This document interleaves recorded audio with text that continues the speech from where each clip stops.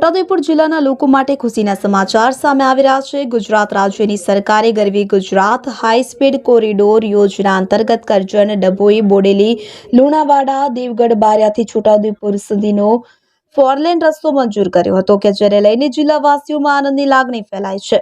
ગુજરાત રાજ્યનું બજેટ વિધાનસભામાં ગુરુવારના રોજ રજૂ કરાયું હતું કે જેમાં છોટાઉદેપુર જિલ્લાને લાભ થાય તેવો રસ્તો મંજૂર કરાયો છે। આ રસ્તા થકી સ્ટેચ્યુ ઓફ યુનિટી જતા લોકોને પણ ફાયદો થશે। આ અંગે વધુ માહિતી આપતા સંખેડાના ધારાસભ્ય અભયસિંહભાઈ તડવીએ જણાવ્યું હતું કે આ રસ્તો મંજૂર કરવા બદલ સાંસદ જસુભાઈ રાઠવા અને જિલ્લાના ધારાસભ્યો રાજેન્દ્રસિંહ રાઠવા, જયંતિભાઈ રાઠવા અમે સરકારને અભિનંદન પાઠવ્યા હતા। રાજ્ય સરકારમાં આવો એક 4 લેન રસ્તો બનાવવા માટેની રજૂઆત કરાઈ હતી, જે પગલે રાજ્ય સરકારે બજેટમાં ગરવી ગુજરાત હાઈ સ્પીડ કોરિડોર યોજના અંતર્ગત કરજણ, ડભોઈ, બોડેલી, લુણાવાડા, દેવગઢ બારિયા અને છોટાઉદેપુર સુધી નવીન 4 લેન રસ્તો મંજૂર કર્યો છે। આ રસ્તો મંજૂર થવાથી વડોદરા, છોટાઉદેપુર તેમજ મહીસાગર જિલ્લાને ફાયદો થશે। ખાસ કરીને સ્ટેચ્યુ ઓફ યુનિટી તરફ જવા ઈચ્છતા પ્રવાસીઓ માટે પણ આ રસ્તો ઉપયોગી બનશે।